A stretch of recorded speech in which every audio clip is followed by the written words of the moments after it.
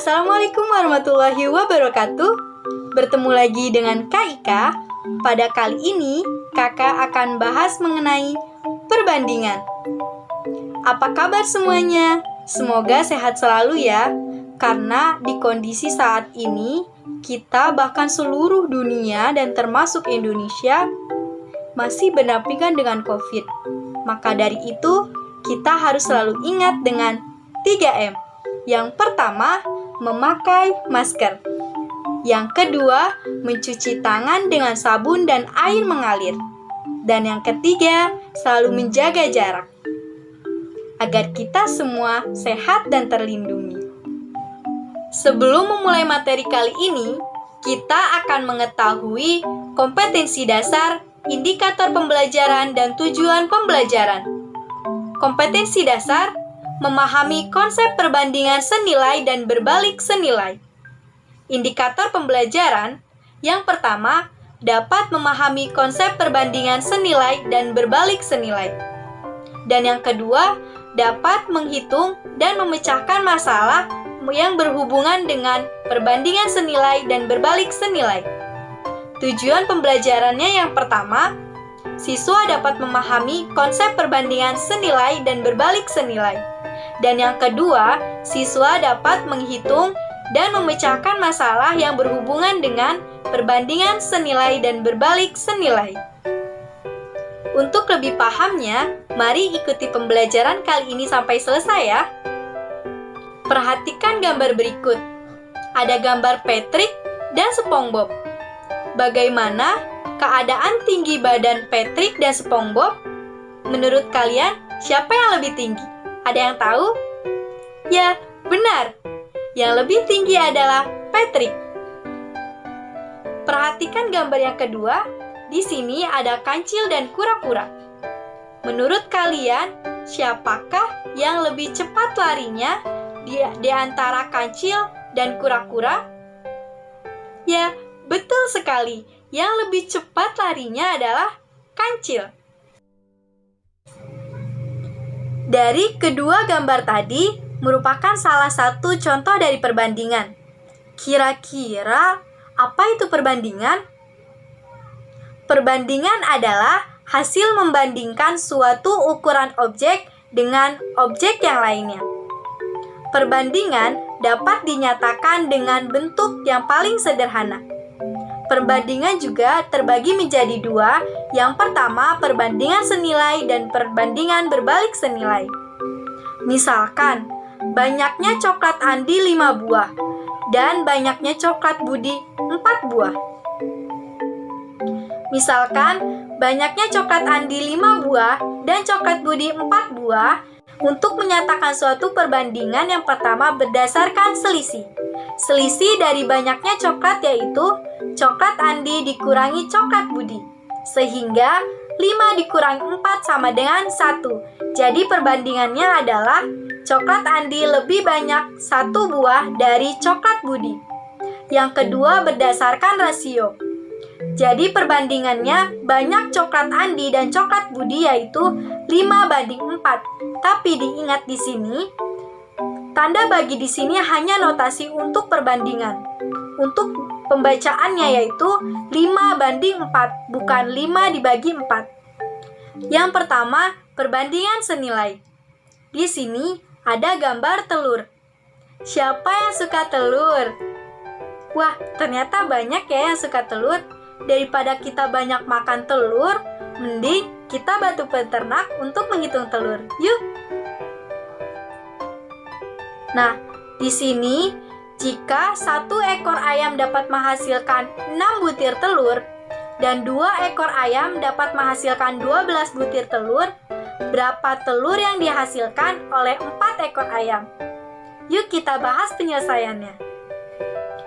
Dari ilustrasi tadi dapat kita simpulkan bahwa untuk 1 ekor ayam dapat menghasilkan 6 buah butir telur, untuk 2 ekor ayam dapat menghasilkan 12 butir telur, dan pertanyaannya, untuk 4 ekor ayam berapa telur yang dihasilkan? Yang pertama kita gunakan 1 ekor ayam menghasilkan 6 butir telur, sehingga 1/4 sama dengan 6 per X.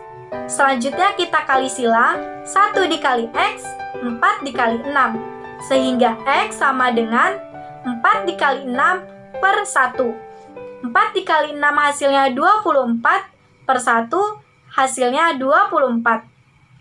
Atau bisa juga kita gunakan dengan yang kedua, yaitu 2 ekor ayam dapat menghasilkan 12 butir telur.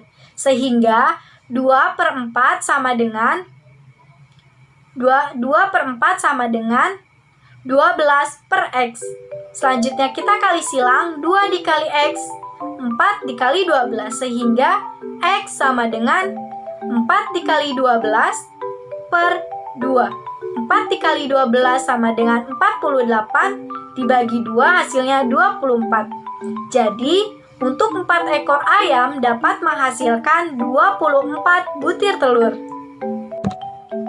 Kesimpulannya, ternyata semakin banyak ayam, maka semakin banyak pula telur yang dihasilkan. Perbandingan demikian merupakan salah satu contoh perbandingan senilai. Jadi, dalam perbandingan senilai berlaku hal berikut. Pada perbandingan senilai, nilai suatu barang akan naik atau turun sejalan dengan nilai barang yang dibandingkan. Pembahasan selanjutnya mengenai perbandingan berbalik senilai. Kira-kira apa yang domba lakukan di sana? Untuk kita mengetahuinya, yuk kita masuk ke kebun. Nah, kita sudah ada di dalam kebun. Ternyata, domba itu tertarik dengan rumput hijau yang ada di kebun. Perhatikan domba tersebut. Jika 3 ekor domba dapat menghabiskan rumput dalam waktu 20 hari, dan jika 4 ekor domba dapat menghabiskan rumput dalam waktu 15 hari, berapa jumlah domba di kebun jika rumput sudah habis dalam waktu 10 hari? Yuk kita bahas penyelesaiannya. Dari ilustrasi tersebut, dapat kita simpulkan bahwa untuk 3 ekor domba waktunya itu 20 hari, untuk 4 ekor domba waktunya 15 hari, dan ditanyakan berapa jumlah domba, atau di sini kita simbolkan dengan X, jika waktunya itu 10 hari. Penyelesaiannya yaitu 3 dikali 20 sama dengan X dikali 10. 3 dikali 20 hasilnya 60 sama dengan X dikali 10 hasilnya 10X. Sehingga X sama dengan 60 dibagi 10 sama dengan 6. Atau juga kita bisa menggunakannya dengan persamaan yang kedua, yaitu 4 dikali 15 sama dengan X dikali 10. 4 dikali 15 sama dengan 60 sama dengan X dikali 10 hasilnya 10X. Sehingga X sama dengan 60 dibagi 10 hasilnya 6. Karena di sini sama-sama 6. Jika untuk penyelesaiannya kalian boleh memilih di antara salah satunya. Jadi, di kebun tersebut ada 6 ekor domba jika rumputnya dihabiskan dalam waktu 10 hari. Kesimpulannya, ternyata semakin banyak domba, maka semakin sedikit waktu yang dibutuhkan untuk memakan rumput. Perbandingan demikian merupakan perbandingan berbalik nilai.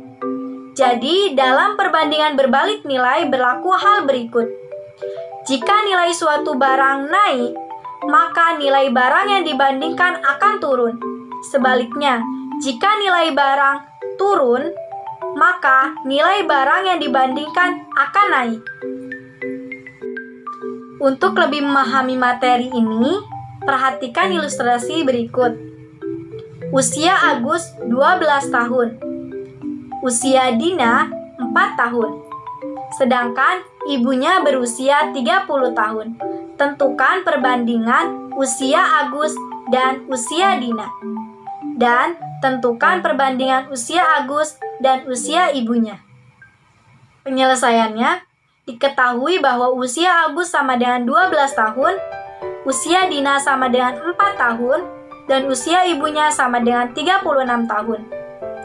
Perbandingan untuk usia Agus dan usia Dina yaitu 12 banding 4. Di sini kita akan perkecil dengan membagi 4, yaitu 12 dibagi 4 sama dengan 3 dan 4 dibagi 4 sama dengan 1.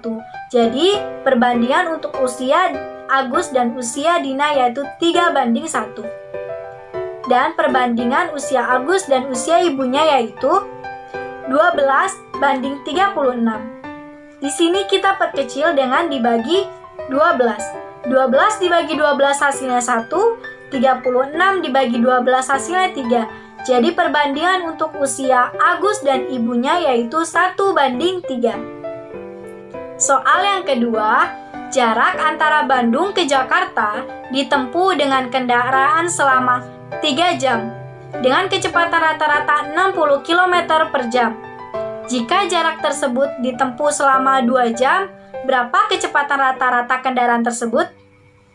Penyelesaiannya diketahui 3 jam dengan kecepatan rata-rata 60 km per jam dan 2 jam. Di sini kecepatannya masih ditanyakan, jadi kita simbolkan dengan X km per jam. Hal ini dapat dituliskan sebagai berikut, yaitu 3 dikali 60 sama dengan 2 dikali X. 3 dikali 60 hasilnya 180 sama dengan 2 dikali X hasilnya 2X. Sehingga X sama dengan 180 dibagi 2 hasilnya 90. Jadi kecepatan rata-rata kendaraan tersebut yaitu 90 km per jam jika jarak tersebut ditempuh selama 2 jam. Nah, sampai di sini pembahasan kali ini. Sebelum kakak tutup, kakak akan mereview ulang materi ini. Untuk perbandingan adalah hasil membandingkan suatu ukuran objek dengan objek yang lainnya. Perbandingan dibagi menjadi 2. Yang pertama, perbandingan senilai dan berbalik senilai. Pada perbandingan senilai, nilai suatu barang akan naik atau turun sejalan dengan nilai suatu barang yang dibandingkan. Jika untuk suatu perbandingan berbalik nilai, yaitu jika nilai suatu barang naik, maka nilai barang yang dibandingkan akan turun.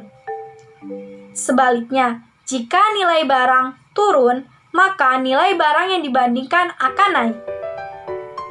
Sekian pembahasan kali ini, kurang lebihnya mohon maaf. Sampai bertemu di video selanjutnya. Wassalamualaikum warahmatullahi wabarakatuh.